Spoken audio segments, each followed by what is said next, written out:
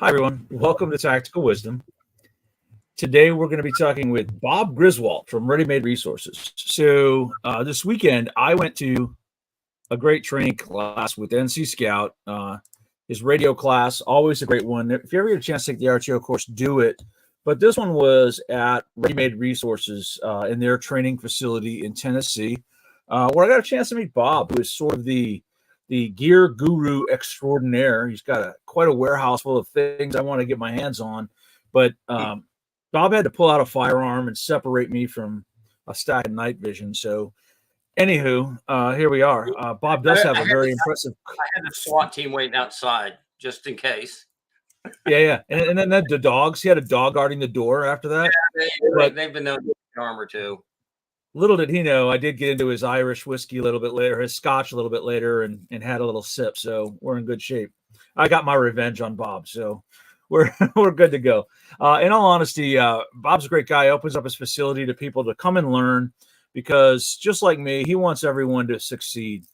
And one of the areas he and I had a discussion about late at night was folks making bad decisions about gear. And so we decided we would get together and have a chat and kind of talk about how to pick that gear. As you guys all know, in my first book, Baseline Training Manual, I talk a lot about how to pick out right gear. What happened? Hold on. Nothing. That We was still my got you live. fault. That was entirely my fault. Sorry. We had a discussion, though, about this. And as you know, in my first book, we talk a lot about not having to spend a ton of money to get good gear. But there's also a point of diminishing returns, and that's kind of what Bob and I wanted to talk about. It's one thing to save money on gear. It's another to throw away money on poor gear that's not going to help you in the long run. And we actually came into some agreement on a couple of areas where people make mistakes, and we thought that we could kind of chat with them a little bit about it. So, as I've mentioned before, tarps and tents are an area in which people tend to buy the wrong kind of stuff. Most tents and tarps right now are out there are in bright colors. Bob, do you carry any of that kind of stuff? Or Yeah, we do carry tents. I like the ProForce tents. They're a military grade tent, and we do carry them. What I like most about it is anybody's ever slept in a tent before. There are 3-season tents. Okay, there's you get first season, second season, fourth season. Fourth season tent is like climbing Kilimanjaro or Mount Everest or whatever. That's for extreme high wind, heavy load, all that. ProForce it's generally a 3-season tent, which means it's going to handle most weather. But what I like most about it is the bathtub bottoms they put in their tent. So up for 3 inches, it's waterproof. Anybody's ever slept in a tent before with the bottom that doesn't hold water, and the water saturates into your tent, into your sleeping bag, and once the sleeping bag gets wet, any thermal qualities to that sleeping bag are out the I want to say out the window. I'd say out the tent door, and you're going to be sitting there freezing cold and wet, miserable, and anybody who's ever been out even for just a few hours when you're wet and cold, miserable, it is no fun. So, and the ProForce tents, they are a military green in color, so you can camouflage them fairly well in the woods, hide pretty good, and nice. They have nice flies, nice zippers. Everything in it is really quality. You mentioned going back. Yeah, I want to check the box tent. So you get onto Wally World or wherever and buy a tent. First couple times the zippers stop working. The poles aren't the best. They bend, break, whatever.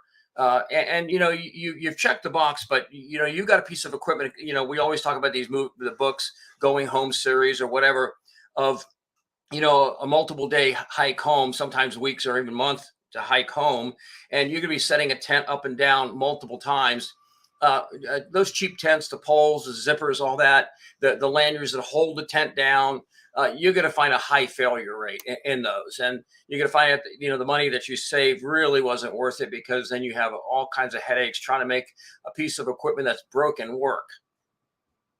One of the things that I point out in my book is that in severe weather, you can die in 3 hours. So you need a tent that's going to live up to that. So it's worth spending a little more money on it. For example, one of the tents I recommend is like a Marine Corps combat tent, which is very similar to the one that you talked about.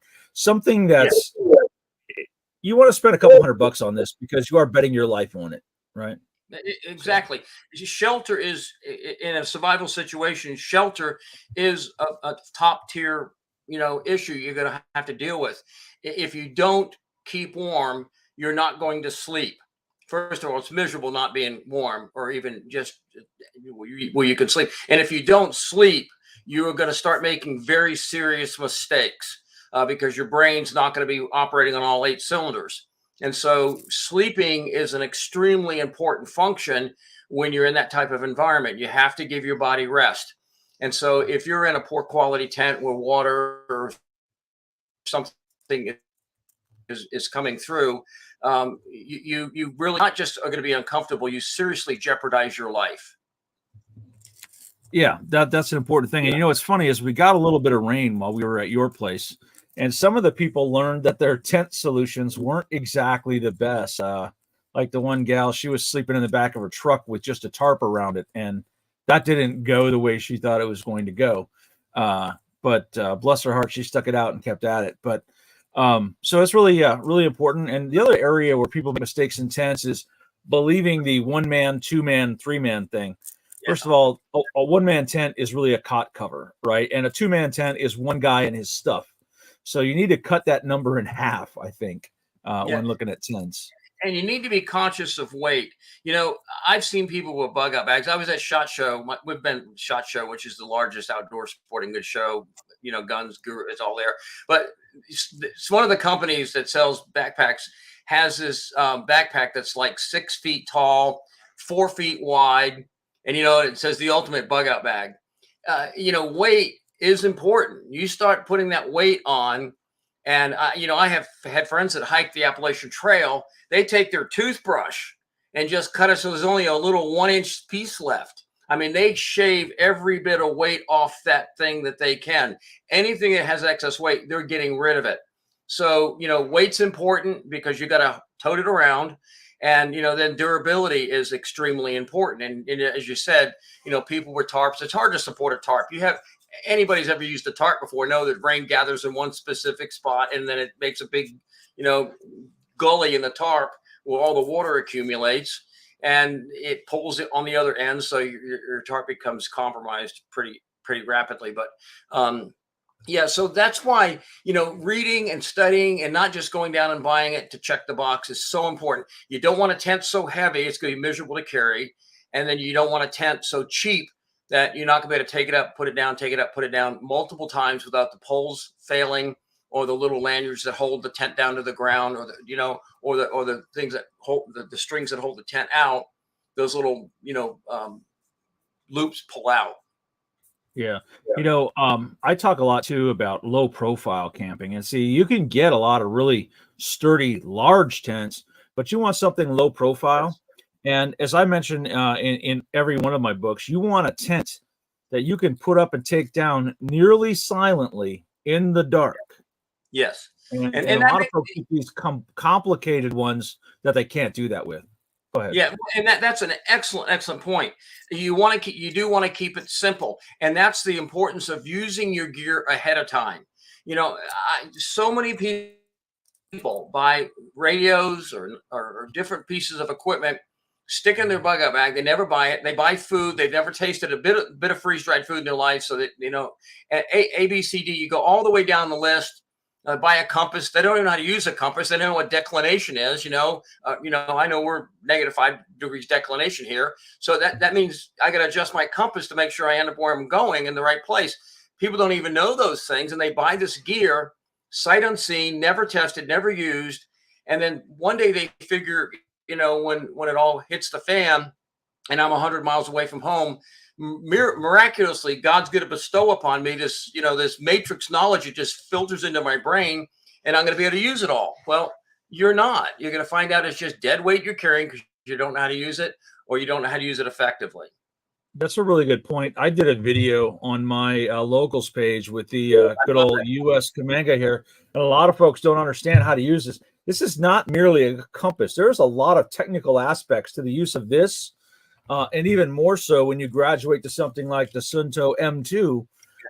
Yeah, they look like real basic compasses, but this one will do the declination for you. You can adjust it. A lot of folks, like you said, not even consider declination or how to adjust for it, and then suddenly be like, well, I'm using the map and a compass. How come I'm not getting where I thought I was getting? Well, the Earth is a rock. That's a bad thing. Again, we kind of laugh about it, but that costs you your life stuff. In a crisis situation, that costs you your life. If you're not dry, if you're not warm, if you're not hydrated, if you're not slept well, if you don't know how to read a compass, those things can cost you your life. Well, when I talk about it here in Michigan, we've got the unique ability that what I say is, if you're not paying attention to declination and you just whip out your compass and you plot yourself a course to the Mackinac Bridge, you're going to end up in the water on one side or the other rather than at the Mackinac Bridge, unless you understand how to actually use a compass and deal with declination. So I guess the advice we would give on compasses is buy a quality compass. Don't get a $10, $12 deal, right? Spend good money. You should be spending $100 to $150 on a compass at a minimum. Yeah, and you live up in that area. You want to make sure it's freeze rated to the degree to where it could freeze. Because if they don't use the proper mixture of fluid in there and that compass freezes, then it's not a lot of good. It'll it's going to point one way, that's going to point. So yeah, make sure you get a compass that's rated for extreme cold, where it's going to function well. And when you're using a compass, if you have metal parts around you, metal things around you, you got to be careful. That compass is going to point towards that stuff. It's going to be attracted. So you don't want to get fooled that way either. Watcher, you might appreciate this one too. So on your thing about extreme cold compasses, when we got to Norway, they told us to turn these in and handed us the artillery compass. Have you guys seen this thing? The M2 compass? It's all in mils. There's no degrees. So I'm like, I don't even know what I'm doing here. And it was really an eye-opener to the fact that there's more than one kind of compass in the world. Yeah, it's always a learning process. and your experience, but there's still something you don't know and something I don't know. And that's why, again, using your gear, testing your gear is critical importance. I mean, so many people I know that have bought, these from me, night vision, and, they don't ever take it out. They don't use it. They don't realize there are really good points to it, but there are limitations of what it'll do. And maybe a thermal unit will serve them better. Night vision picks up ambient light, ambient low light. Thermal picks up heat. Ideally, both of them. If you have both of them and you mix them together, it's really a perfect marriage. But they buy the stuff, they never test it, never use it. Same thing with food. I mean, the children of Israel wandering in the desert, according to the Bible, they got food fatigue, manna again, and it is a physiological thing. You eat the same stuff or stuff you don't like, and eventually, since it is a physiological thing, depression can set in, malaise, all that. So you want to test your food that you're buying, and you want to have variety. Versus, I bought 200 pounds of wheat and 200 pounds of rice. And it's like, okay, well, you're going to make some good paste. You're going to have a wonderful diet. Yeah. What are your children going to do when you rice and beans? What are they going to do? I tell people this all the time. When you get your survival food, try it out. And also, don't just buy ingredients like you mentioned, the rice and the wheat. Buy full meals. Buy, okay, so I'm going to get some rice. Well, with that, I'm going to want some red beans and something to go over it or whatever it is. And then right now, try it out. And if you don't like it, don't invest thousands of dollars in a 30-year food supply of stuff you don't like. My wife she's a great cook, and she's discovered the inexpensiveness of putting different herbs in different products. I mean, saffron's expensive, but I do love it. But you can put other things in rice, whether it's she makes these lavender carrots, and lavender's not that expensive. We grow it in our garden, and she just goes out and makes it. It's like, oh my, to die for. One of the things I want to mention about food supplies, most people don't ever think about, though, is the fact that my wife, she is a naturopathic nutritionist. all freeze-dried food, it doesn't matter if it's Peak Refuel, Mountain House, Wise, Namana, whatever, has been freeze-dried, so it's enzymatically dead food. I mean, all the enzymes that help the digestion process work have been killed in the freeze-drying process. So, you're missing a critical element in there, like when you bite into an apple, what makes it turn brown? Oxidization. And, the apple starts to digest itself. And so putting sprouts in your food supply, I think is extremely important. Nice thing about sprouts, first of all, they are packed with nutrition, packed with micronutrients and enzymatic, products that help you digest your food.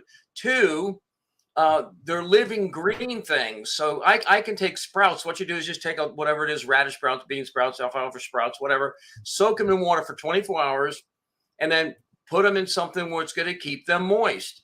And they'll sprout in about 3 days. So you could have, fresh living green things in about 3 days. If you then take them and you have the ability to put them in the sun, one day in the sun, they turn bright green, all that chlorophyll, which is a necessary nutrient. And what you do is you really help do what you're feeding the hunger, you're feeding some of the nutritional freeze-dried food, but your body needs that digestive processes to make it work well. And sprouting is the easiest, best way to do that. And it's extremely cheap to do. A one gallon can of sprouts, you might pay $75 for it, but it'll last you almost a year. So it's low cost, high value. And you could grow sprouts literally on your countertop, right? Not a bad idea. Not a bad idea. You talked to me about another issue people have in buying survival food, and I think it's an absolutely important one. Talk about the serving size issue. This is the holy grail of cheating people. Okay, it's how you cheat people and have them buy food supplies that really aren't what they think they're buying. There's a misnomer between a meal and a serving. Well, a lot of people, there's a transliteration, that goes on in their mind. You say serving, they're going to think, I've got my meat, my green beans, my potatoes, and a little biscuit next to it or something. That's a meal. A serving is whatever they want to define it as. It could be just 100 calories. There is one person that is on TV a lot, and they advertise it all in servings. Well, I've taken that and broken it down, and from best I could estimate, their servings are 100 to 150 calories. Now, that's 20 servings you're going to eat a day. If you're even getting the right food. I mean, but if it's filled with pastas and rices, and sugar drinks and things of that nature, that food really, I mean, it will keep the engine running, not well, but it'll keep the engine running, but you're missing so much of the nutrient value of what your body's requiring, especially when you put it under stress. Stress is a killer. Stress, I mean, that's why you take extra vitamin B when you're under stress, because your body burns up certain things. Stress is an extremely degrading process on our body. So you're in high stress and you're eating sugar. That's not a good equation. Protein, protein is what our muscles are built out of. And so you've got to make sure you have protein. And that's generally, you're going to get it from beans, products like that, or you're going to get it from meat. The only two ways to get it. I mean, sugar drinks and pasta and all that aren't going to do it. You get some protein out of pasta. Wheat does have protein in it, but you really have to pay attention to the servings, the calories, and then the composition of the food you're buying. That you are going to get a balanced meal of protein, carbohydrates, and then your necessary nutrients that are needed. But I just seen so much chicanery going on with people selling servings, and then you start looking at it and go, "Oh my gosh, these people get buying it. They think it's a year's food supply and it's going to last them 4 months." Well, that's one of the things that I talk about a lot is you buy them in these big bags or big cans, and there are a lot of servings in there. How are you going to preserve that in a world without electricity? You crack open a big giant 5-gallon thing of green beans, for example. How are you going to preserve that? You're not going to eat it all at once. Or the big bags of food, you're not going to eat it all at once. You need a way to seal that back up and preserve it. So paying attention to serving size on both ends. One, the false claims that this little pouch from Mountain House holds 3 servings. It doesn't. In theory, it holds 1. In all reality, and then the other thing is what do I do with these giant packages that I know are like 10 or 15 servings, but I'm on the move, right? I need a way to seal that back up and keep Excellent going. question. And also, certain products like fruits and vegetables, milk products are called when they freeze dry them. They're extremely what's called hygroscopic. Hygroscopic means that they're so dry that moisture in the atmosphere will suck the moisture into the product. I mean, just if you don't believe me, just go buy some freeze-dried strawberries, leave them out for an hour, and you're going to have gummy strawberries because they're going to be all tacky and sticky. That food's not going to last very long in that condition. So, you open up a big pail, and this is why I like smaller incremental servings that are protected.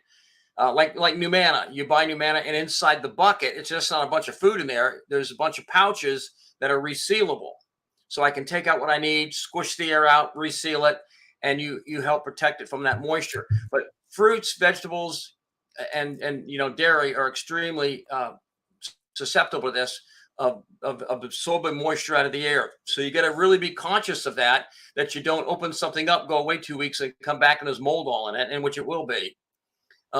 You mentioned switching to Peak Refuel. I want to report to everyone that I had the Peak Refuel biscuits and gravy over the weekend while I was down there at Bob's, and I have been waiting to try it. I've had it in my pack for a while. It's amazing, biscuits and gravy, just for the record. And do you really want to survive in a world without biscuits and gravy? Well, how about peach cobbler? I have not tried that cobbler. I know that's brand new. I haven't gotten any of that yet. Brand new one. I gave Matt a peach cobbler so he could taste it. But if you look at, I'm just going to be honest. If you look at Mountain House, which I sell Mountain House and I sell Peak Refuel, but if you look at Mountain House, the one I know of is beef stroganoff. I think there's 27 grams of protein in the beef stroganoff Mountain House. Now this is off recollection, so if I've got the numbers off, please forgive me, but they're close. With Peak Refuel, their stroganoff has 41 grams of protein. So the only way they're getting that is more meat in the package. So when you buy, I switched over to it because I just love it so much. It's very, very tasty stuff. I'll tell you, I had the Peak Refuel beef stroganoff over the weekend, and it was really good, really good. Yeah, it is, and you're getting more protein, which most food supplies are woefully lacking in protein because that's the expensive thing to put in a food supply, because it's generally you're putting it in meat or chicken or whatever, and that's the expensive part. It's easy to put rice or pasta in there, but when you start throwing meat in there, it gets expensive. So I like Peak Refuel a lot. And quite frankly, I cleaned up my bug out bag and filled it back up with Peak Refuel. Yeah, I kind of use a variety. I also like, just for the ease of use, oatmeals, because it's like an MRE in that it has its own heater. It's completely self-contained. But again, you run into serving size issues. You get this packet and it looks like it's a full meal, but it's like 250, 300 calories, and you're going to need 4 or 5 of them to get through a day. So exactly.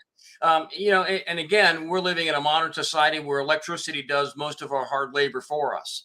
If I had to go out and split wood or do any type of manual labor like gardening or whatever, your calorie requirement is going to drastically increase. So you have to take or conducting local security patrolling, right? Right. Going up and down the hills, you're going to be burning a lot of calories, and you're going to need a lot more than what you had. So yeah, and the hills of Tennessee, you were talking about walking up that big hill.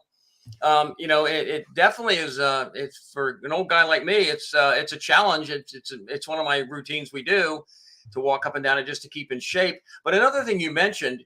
And there's always usually cheap workarounds. And this isn't something you have to buy from somebody. This is something you can do right now at your home. You mentioned cooling. I don't know if anybody's ever heard of a Zier pot. Okay. You basically go down to Lowe's or Home Depot and you buy these clay pots, real clay pots, not the fake looking plastic ones, clay pots.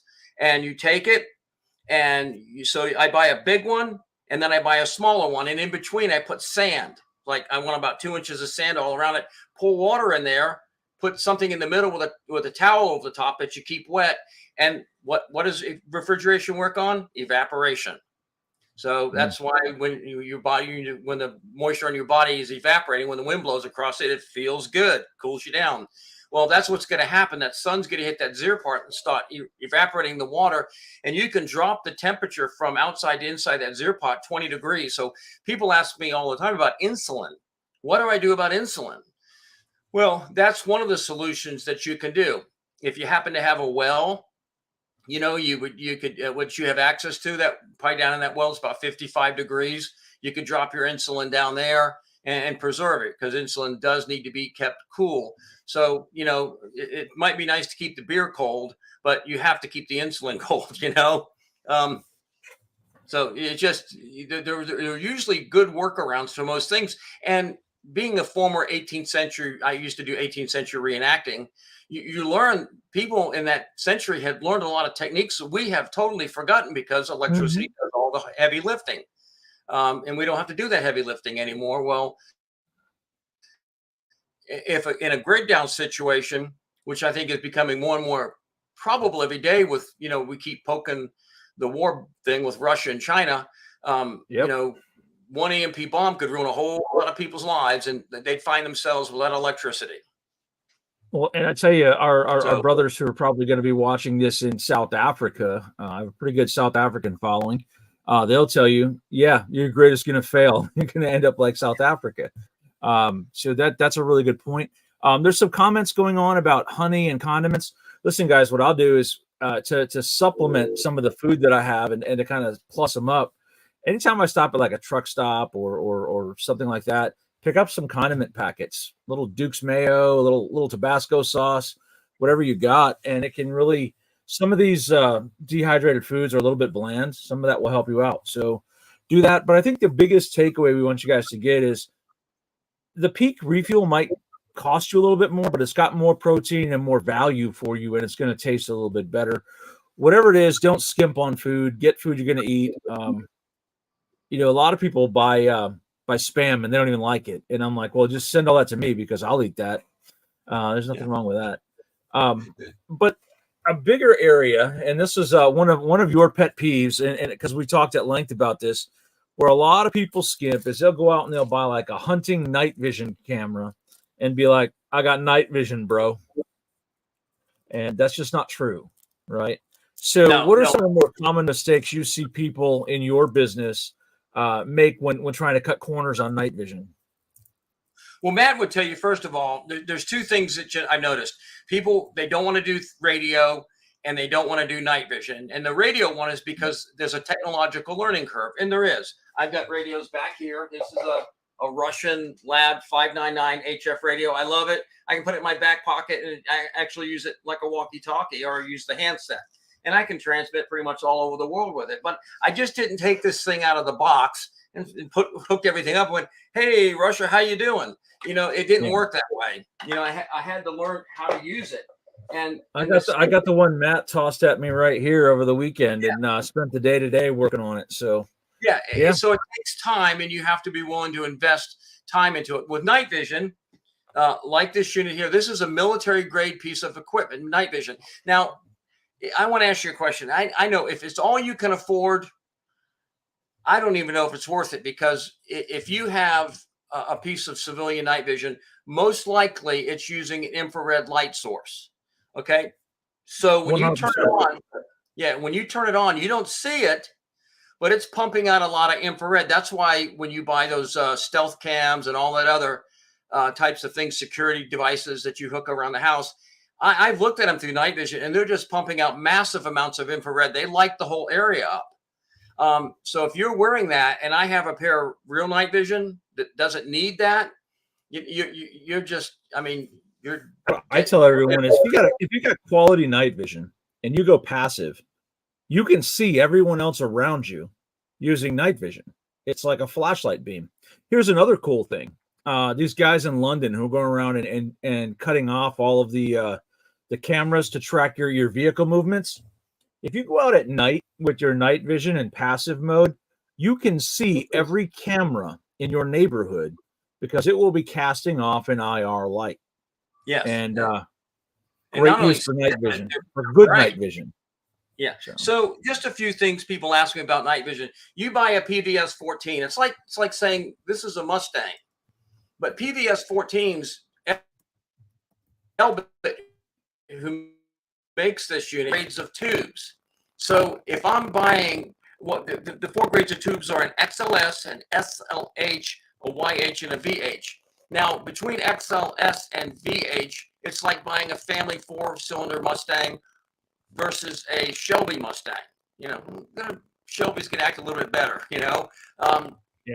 So you're gonna notice Joe over here is selling a PVS 14 for X amount, and then Sam over here is selling a PVS 14 for $500 more.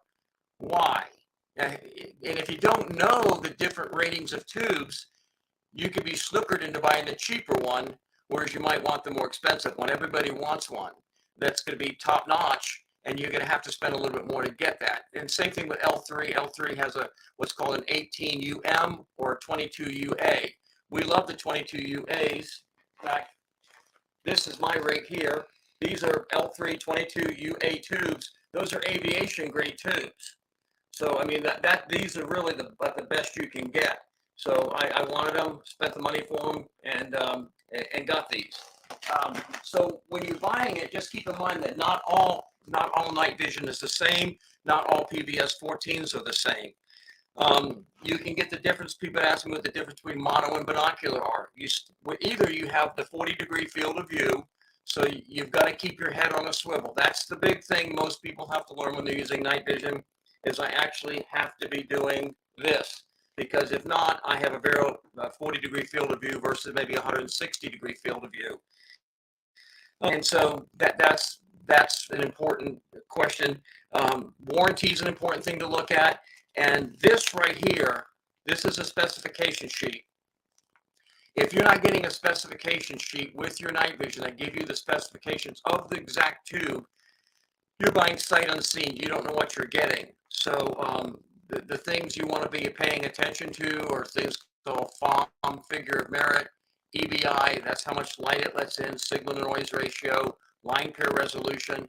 Those are things that they're not technical to understand, but you want to be paying attention to that because it can affect the night vision's performance in extreme manners.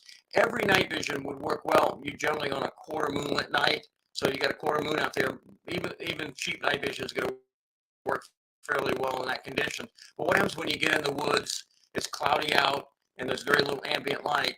Well, that's where spending more money on night vision is going to really shine because you're going to have a better, clearer image in those extreme low light conditions, which I think it is worth it. I will say this. You give me this and a slightly trained individual, and I don't care how many guns you have, I don't care how much security you have, I can probably take it away from you. And you know, it gives you such a tactical advantage that it's hard to overstate the value of it.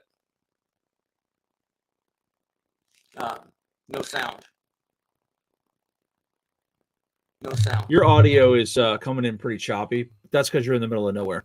So Okay. you're in a pretty nice spot.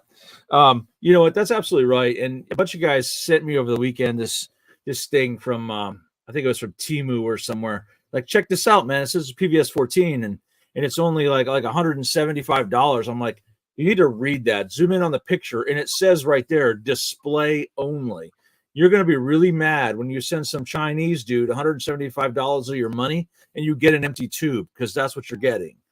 And a lot of guys don't understand that. What's that? Good night vision is going to cost you in the two. That's a second generation. Generally, if you're going to get a third generation unit, it's going to be $3,000 on up, whether it's a binocular. And I want to state something. This is another point of the misadvertising of using servings. You'll see people saying this is 4th generation night vision or 5th generation night vision. Well, this is a 20th generation night vision. Prove me wrong. I mean, they're making the terms up. The U.S. Army has never developed a 4th generation night vision that's out for their use. much as anybody else is used. So if anybody's calling it fourth generation, it's, what they Bravo Sierra. It's just not. It's not what it is. It's so. Be careful about what you're buying. It is that device. I think is probably one of the most important devices you'll buy, and it's going to save your life. It's going to absolutely save your life. And I agree wholeheartedly, but I've always been also an advocate of good old Mark One Model One eyeballs. We do have good night vision, but what will really sell you on it is on a dark night. Get a pair of night vision goggles or a monocular, whatever, and look at the sky. And when you can't see anything with the naked eye, but you put on that night vision and you can see millions of stars, it will really it'll kind of change your mind about it. Well, So another thing people ask me is weapons mounting these, and I just like to address that for a second. When I weapons mount it, several bad things start. First of all, if it's weapons mounted and I want to see what you're doing, I've got to point my gun right at you because it's tied to the weapon. And, I don't know everything about guns, but I don't think you're supposed to point your gun at people you want to shoot. I know this is a bad thing. Yeah, it's a bad thing. Second of all, you are combat ineffective because you're going to be walking around most likely in low ready position. You can't walk around like this with an AR-15 in your hand. To do that. So you're going to eventually, after about a minute, get combat ineffective by just walking around like that and don't see. Second, if you ever try to walk through the woods with a weapon in combat ready position, limbs, twigs, everything gets in your way. It's just a big hassle. So you don't want to mount these to a weapon, even though you can. This is the solution right here. This is made by Holosun. It's a Holosun product. Well, there you go.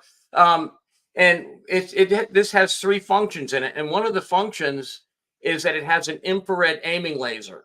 So if I put this on my AR-15 and you sight it in like you do any other scope, windage elevation, put it on there, I can keep my weapon down in low ready and keep my night vision where it belongs in front of my eye. And if I see something, I can raise it up. And there's also a little switch you can put on the weapon, but that's a pressure switch right there. You push it, and an infrared laser is going to come out. And that's a laser that nobody can see unless they have night vision. And I do have a long range on my property. I can make almost 100% shots at 200 yards with this product at night. So Matt and I both teach in carbine classes. Guys, if you don't want to spend all the time zeroing that, you can hasty zero one of those lasers because you've already zeroed whatever your optic is on your primary weapon. You just match the laser dot with the dot on your optic, and that's a hasty one. It's not perfect, but it's a hasty one, and it'll get you out. Well, the nice thing about Holosun is this also has a visible laser in it. So, and the visible laser and the invisible laser are co-witnessed, meaning once I adjust the green laser, it's adjusted the infrared laser. It's a lot more difficult to zero in an infrared laser than it is a visible laser. So you zero that visible laser in, you're good to go. And this also has an infrared illuminator, so it's a big infrared flashlight on it as well. So it's three functions, and believe me, I've gone up many nights just to blink on my range, and it is uncanny how good and accurate this type of Well, as long as we're going here, always remember, kids, there are, depending on your caliber and rifle that you're using, there are overlap ranges in which you can laser bore zero a weapon indoors. Yes. Yeah, absolutely. Good point, Marshall. A lot of ways to do things, but again, it's like Matt and I both agree. You take this top tier product and you take the radio top tier product and you mix them together, and you have a team of people that have the ability to see at night and communicate at night.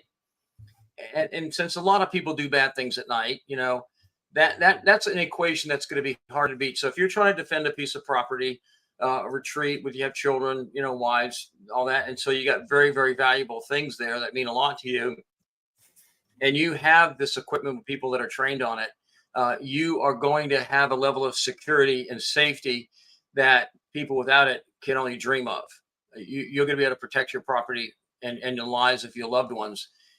And far Well, more I'll secure tell you, manner. a lot of folks will want to argue about what weapon is the most deadly weapon ever invented. Well, it's the radio, and the second deadliest weapon ever invented is night vision. Yeah. So that's why America has owned the night. We might not be great at winning wars, but we do own the night wherever we operate and whenever we operate. So Yeah, we have, that's a good and we point. carry, a lot of units in stock at Ready Made Resources. So, we get them out within about 24 hours. So if you call it and order one, we get it right out. And we carry the lasers and a lot of thermal equipment in stock.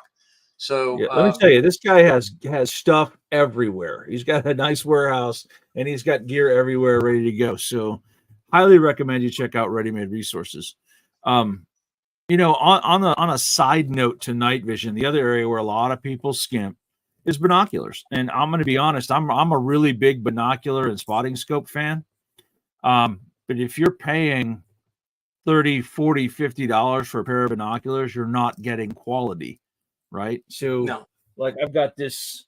This is I think, what did we figure out, Wash? This is like $100 to $200 everywhere we looked. Yeah, just about. And these are 10 to 30 by 60 millimeter. So the second number on binoculars is the more important number. Everyone wants to focus on the power, 10, 12, whatever. This is a bigger one because this enables you to gather light and see in the dark, right? Yeah. So you don't have to emit, right? And don't skimp on binoculars. Get good ones. You guys carry binoculars too, Bob? I'm pretty sure you We do. carry Steiner and Brunton and several others, but I love my Steiner binoculars. The problem with cheap binoculars is you get them cold and humidity, and they have a gasket seal leak, and then you get fog built up inside the night, the binoculars, and it kind of ruins the day. I have many compact, Steiners I have in my bug out bag. I really enjoy them. They don't have big objective lenses, but I still, for what I'm using it for, would be, to try to get home. They'll serve very, very adequate purpose. Plus the glass in it, the Steiner makes very, very good glass. So I'm not going to get a lot of words escaping my mind right now. Distortion.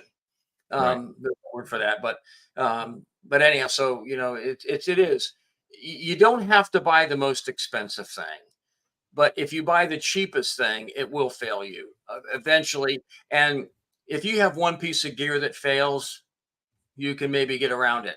Two pieces of gear that fail, three pieces of gear that fail, and all of a sudden you can find yourself in some real jeopardy. If you having to come home. Well, and always remember the true full version of Murphy's Law is that gear that's needed will fail, and at the worst possible moment. Absolutely. So That's absolutely right. It's like people who go out and they want a wool blanket, but they're expensive. So they get the wool acrylic blend. It's not the same thing. It's not going to do the same thing for you. The purpose of a wool blanket is to keep you alive when you are soaking wet. And that wool acrylic is not going to do it. You need a wool blanket. Having lived in Montana, just a trick I learned. And it's amazing what it does. If you get a big enough wool blanket, you can put over top of yourself and just light a candle inside that wool blanket draped over you. Yeah. You'll raise the temperature inside that blanket 20 degrees. Yeah. I mean, it's just amazing what a candle will do with that wool holding the heat in. And that can make a difference between life or death. One other really critical thing I want to bring up is water filtration. Oh, yes. And, it's the general rule of survival number one is if you don't have water, do not eat food. You don't want to be putting a bunch of food in your body that's going to take water to digest it if you can't replace that water. So, this is really a thing where one is none, two is one. You want to have a backup. I love my Sawyer mini filter. It's a little filter like that I can use as a backup. Yep. Yeah. Now, if I have a bigger crowd, I'm not going to want to have 30 people sucking on that thing. It just call me a little paranoid. Are we still talking about the Sawyer Mini? No, carry on. What's that? It was a joke. Carry on. Well, we could make some jokes there. The other thing too is a lot of people they forget that water is one of these strange molecules. I think it's one of the strangest ones on the planet. When it gets cold, it expands. You get steel hot and expands. You get it cold, it contracts. So you get water inside your water filter and you get freezing temperatures. and it freezes, there's a very high probability that it has cracked something in that filter. It has compromised that filter in some degree. So, if you have water filters with water in them, you really do have to be conscious in cold weather not to let them freeze. Very, very important. And then the other things too is, what level does water filter to? Viral, bacteriological, sediments, or chemicals. So you're going to have to know what it does. If you live in farm country, you're going to probably want a water filter that has charcoal in it to remove the runoff from pesticides and fertilizers. So you want to get those chemicals out of your water. Most people, when they're out, will face things like Giardia, Cryptosporidium, or E. coli. That's what's going to be mainly in your water. That's a bacteria thing or a spore thing. Viruses are, most people are not going to face a virus when they're out trying to get home. It's bacteriological. And if you've ever had Cryptosporidium or Giardia, believe me, I've known people that have had it, and it ain't pretty. You're going to be very acquainted with Mr. Throne. It's an evacuator. And so you want to prevent that as much as you can, and making sure that you drink good, clean, filtered water, because that can ruin you. Diarrhea in third world country does cause a lot of deaths. In this country, first world country, it doesn't, because we can treat it with, I think it's flagellum, something like that. I think it's the name of the drug that they treat it with. But you have to have that ability to purify water. And so, boiling it will kill the bacteria, but it won't take chemicals out. The one way to do it is distillation. And I have people ask me all the time, well, I live on the ocean. What do I do? Well, making a solar water distiller is fairly easy to do. They have these things you can get them on Amazon. It's called a carboy. It's what they make wine in.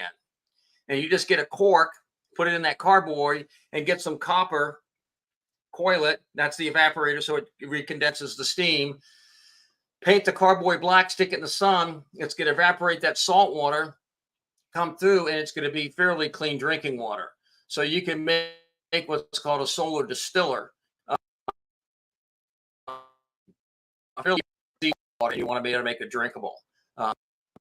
Good way to go, because most water filters do not take out the salt from seawater. And again, you'd be drinking, and it's that whole thing, water everywhere, and I still die. So but you can solar distill water fairly easily.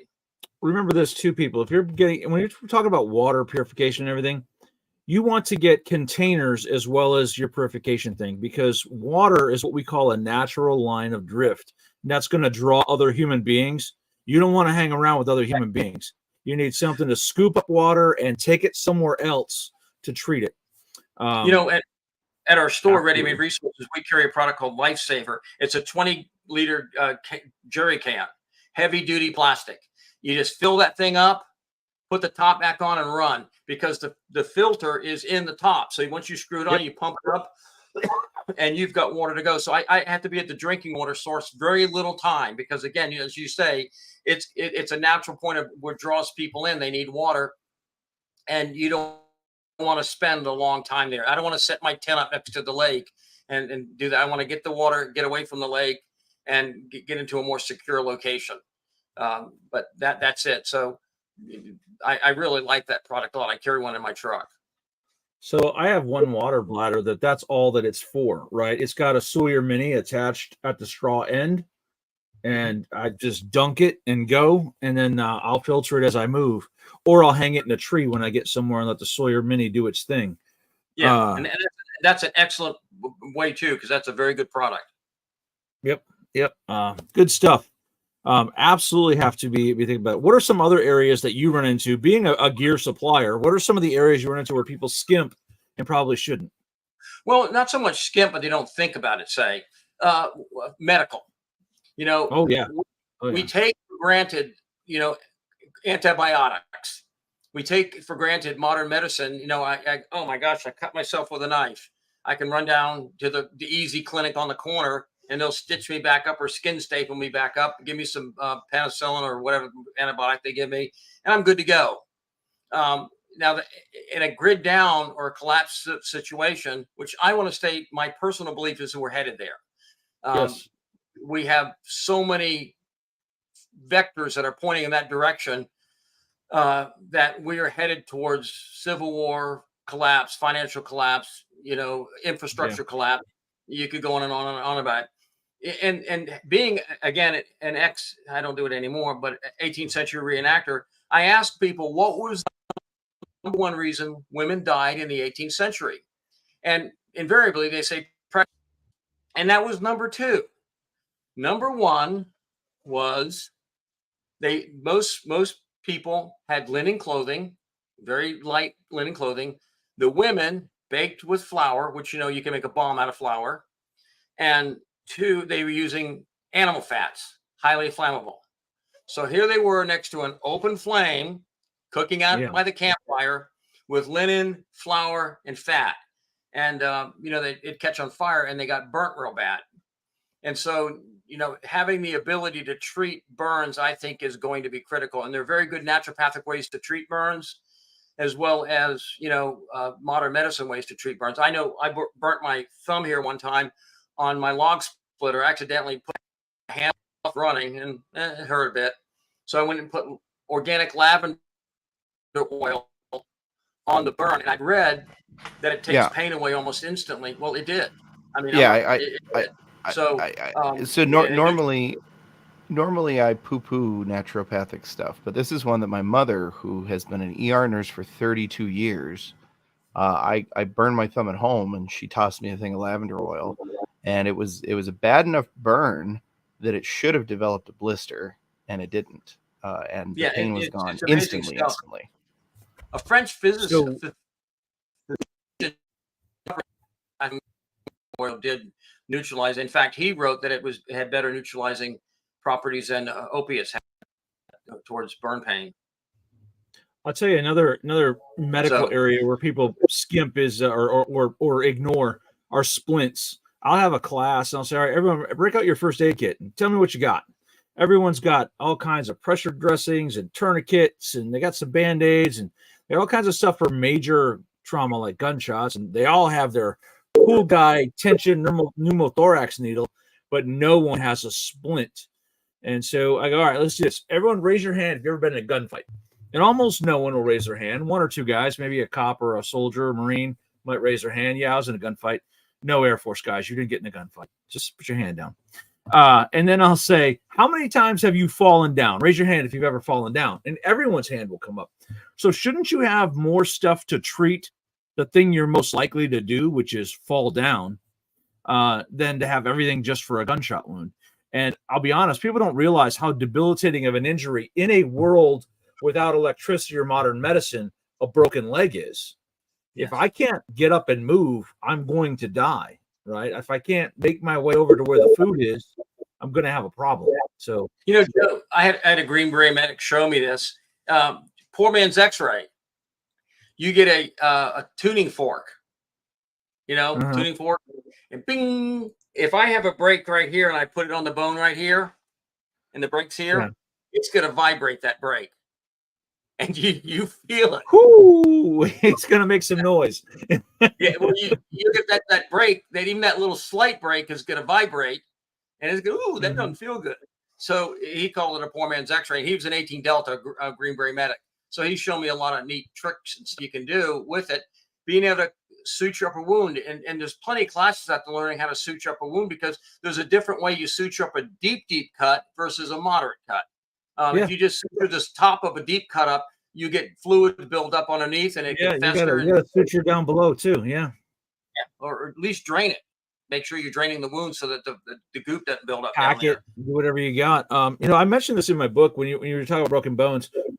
Everyone says we need an x-ray to diagnose a broken bone. We don't use x-rays. Even now in modern medicine, they don't diagnose broken bones. They confirm them. They will have already known it was broken, right? Yeah. So a lot of modern medicine is just doing the things we used to do, but a little bit better. And I tell people, look, people survived broken bones in the 1800s. You just have to have that knowledge. So, hey, for all you medics out there who might buy my next book, don't judge the medical book. It's not modern medicine. It's 1800s medicine. So deal with it. And even though I know some people question, different types of natural medicines. It was used by Native Americans. It was used by people a long time. And if I take an evergreen tree like a pine tree, white pine, and you get the base layer of the bark, that soft white bark, a quarter-inch strip by 2 inches long has as much salicylic acid in it as one aspirin does. Yeah. So salicylic acid is aspirin. So there is truth. I mean, mercury, they would swallow mercury for a lot of different things back there. I don't think I'd want to do that today. Yeah, I'm not risking that. I mean, I live in Michigan. I get enough of it from eating fish at the restaurant. So, yeah, there's other ways to purge yourself other than swallowing mercury. But there are some really good techniques out there. I have still a little scar right here from a brown recluse bite. I think I showed it to you over the weekend. Yeah. And my wife, we didn't go to the doctor. We knew that she used lemon juice. I know lemon juice was the astringent, aloe, and a couple other natural. And the bite went away really quick, so it didn't get infected. I didn't have a big scar face. It worked well. So learning those things, to some degree or another, I think most of them work. Now, do they work as well as an antibiotic? No, I don't think so. But if it means the difference between life and death, I'm going to try something that does have some credible value to it and see if that keeps me alive, because that's what it's about. Well, first of all, prevention. And you said falls. If you talk to insurance adjusters with people who file medical claims on their homeowners insurance, guess what's number one? Falls. Absolutely. Absolutely. I mean, falls are a big problem. They're going to be even worse when there's no lights on. You're going to trip over everything and fall down. Yeah. So yeah. The ladder, they climb up the ladder and slides off and they fall down. So that was an excellent point you made, that falls are something to be considered. And you don't have to be 80 years old where you shuffle along to have that. You can be a 20-year-old guy, and if you slip and fall, Jamie Walden's son, he is. He runs Omega Dynamics retreat up in Colorado. His, I think, 10, 11-year-old son fell over the weekend out of a tree, hit his head on the concrete. And that was a very critical fall. So, it's going to happen to everybody. It's just not going to be the old people that fall down. It's going to be everybody that falls. And you're going to have to be able to treat the different things. I mean, a sprained ankle can mean a lot of pain, and being able to take the inflammation down. That's why I do recommend, whether you take it or not, it's not the best stuff for you, but I recommend everybody have a fair amount of ibuprofen, because it does work. It will take down inflammation and it will take away pain. And if you want to argue, well, it's going to hurt your kidneys, that's fine. While people are catching up to you, if you're trying to evade, that's fine. You can argue that. I don't want to argue. I got a squad of Russians behind me. I sprained my ankle. What's my biggest concern? Liver damage or my ability to get back on that ankle and move? I'm going to take the ibuprofen, right? I'll worry about the liver damage later. Yeah. You think, well, I might get some kidney damage from this. Well, a couple of AK-47 rounds through the skull are going to be probably a little bit more dangerous than a sprained ankle. Right. And for all of you who have a scorecard at home, when I say Russians, I mean the FBI and ATF, just so you know. But so medical supplies are absolutely critical to have. Skin staples are nice to have. They're a lot easier to use than sutures, but learning those, there's a lot of classes that teach people how to do basic suturing. This is kind of gross, but I used to have prize shepherds and parvo, which is a viral disease or some kind of disease that dogs get, and it's almost 100% fatal. They don't die from the parvo. They die from the fact that it gives them severe diarrhea. And so I had a vet tell me that she called it a poor man's IV, where I just got Pedialyte in an enema bag and, put the enema tube up the other end and kept hydrating the dog with this Pedialyte through his rectum. And I'm glad we did this after lunch, not before, but yes. You don't want to do this while you use spaghetti. But it kept him alive. And she called it a poor man's IV because your colon will absorb that moisture. And if you've lost body fluids, it is one way to get body fluid back in your body where it belongs, and not suffer what dehydration gives you, which can be irregular heartbeat, shock, trauma, all those things can happen from it. So keeping somebody who's lost some volume of fluid hydrated is extremely important. And that's the same thing you mentioned, cheap burns. In World War II, what they would do, so if I got burnt here, dehydration is a high degree of probability. I'm going to dehydrate because I got all that, the skin, which normally holds my moisture into my body, it's not there. So my body's dehydrating. They would take Vaseline and just large amounts of Vaseline and put it on the wound. And that traps the moisture inside the wound. Now you have to debride it and cut all the dead skin away, which that's the painful part. But then you put the Vaseline on it. So when the skin starts healing, you don't have the cloth directly on it, where you have to then pull the cloth off and the skin's in it and it's all nasty. So you put the Vaseline on it, cover it, and then again, keep hydrated.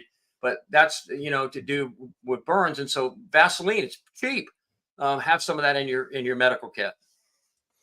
Yeah, and I think definitely dog first aid is overlooked. You need to have stuff to take care of your pets. Dogs are a great preparedness resource. They're a fantastic security team. Make sure you got stuff to take care of them. But when people ask me how much medical gear is enough, I say more. You don't know what the duration of some sort of an incident is going to be, so you need more. And on that note, I know that Mech Medic, whom you know, is going to be running some classes in November and December out at NC Scouts facility there in North Carolina. He's running a TCCC course in November and then a partisan field care in December. Guys, get out and get trained. There's no book or YouTube video that is a substitute for actual physical training on how to bandage and how to treat wounds. And how much you can go through. We think those 4x4 bandages, you talk to somebody who's been in a war zone where they've had to treat, injury like that. You go through hundreds of bandages on one patient just to stop bleeding. And then you have to change them because you don't want to get infection. And so it's not something you just go, I've got this covered.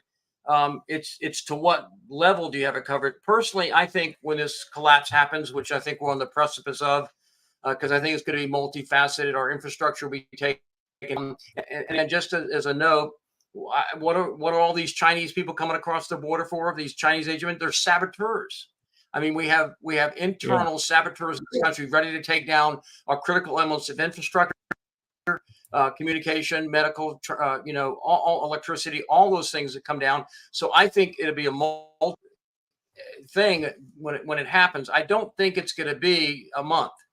I think when it finally happens, it's going to be a long-term issue. The Soviet Union has give everyone a clue. To give you a clue, let me point out that Marine Corps Installations West, all along the Pacific coast, ran a week-long drill with their military police units last month on defending U.S. bases from ground attack, because they anticipate that in a war with China, that there'll be ground attacks on Camp Pendleton and MCAS Yuma, all these different places, 29 Palms. They're anticipating ground action at those bases. Think about that. If they're going to attack Marine Corps bases, they'll hit your utility substation much quicker. And there are already insurgent elements. There's already insurgent elements in the workings of larger cities that, they just appear to be regular employees, but their job as a sleeper agent is to go in there and just destroy. Well, we pointed out over on the Council on Future Conflict that earlier this year, during the height of the train derailment issues, there was a report. The Philadelphia police arrested 2 Chinese males who were placing a derailleur on a railroad line. That got covered up right away, but it happened. So, we do have enemies domestic. A lot of them are in the powers of government and in the halls of government. A lot of them are in our universities. They've wormed themselves into industry, government, all places, and that's their job, is to be attacking elements of our infrastructure. Which you get electricity and communication go down, and people become discombobulated real easy. And then there's a certain element of our country. I was watching a video today, Joe, and it's just this guy. He just walking down the street, and evidently doesn't like this person, so he walked right past him, twice in the face, one in the chest. Just walked off cool as a cucumber. And there's certain level of violence we see escalating in our country today. Yeah. I mean, from the 1950s when I was to now, violence in our society is unimaginably just exponentially increased. Now, I can't go into a lot of it, but I did some contracting work. And one of the things was profiling, and this profiler asked me this. Now, I might step on some toes here, but I'm going to do it anyhow. There's two things that overwhelm America today. One, we have an appetite for violence, and violence is extremely addictive. It's an addictive thing. That's why you find serial rapists, serial murderers. They get into it, they like it, and their brain they get a dopamine release from it. Two is pornography. And so we have a saturated society with pornography, and it's just not, 1950s or so. This is gross stuff, that people just consume themselves with. And on a national level. So we're consuming these two products. And then the profiler asked me, he goes, when it does break down, do you think they're going to take up knitting? No. These people have been trained in violence. Their brain has seen violence, sexual violence, and regular physical violence over and over again. And that's what a lot of these people are going to go out and act out. And so we have to be prepared for that, because normal way, I want to go home to my wife at night, give her a hug, love my children, eat my dinner, that type of thing. No, these people, their thinking processes are completely different, and more Americans now are developing these thinking processes that are not historic normal. And so we're going to have to face that. And that's what, like, taking a course like Matt offers at Carbine or whatever, is so critically important, because you start to develop that mindset of situational awareness, being aware of your environment. This person who got shot in the face, when they were shot in the face, this is what they looked like this. Yeah, this is what exactly right. Not paying attention. Boom, boom, right in the head twice. And it was a girl, and it was a man evidently shot her, and he shot this girl in the face twice.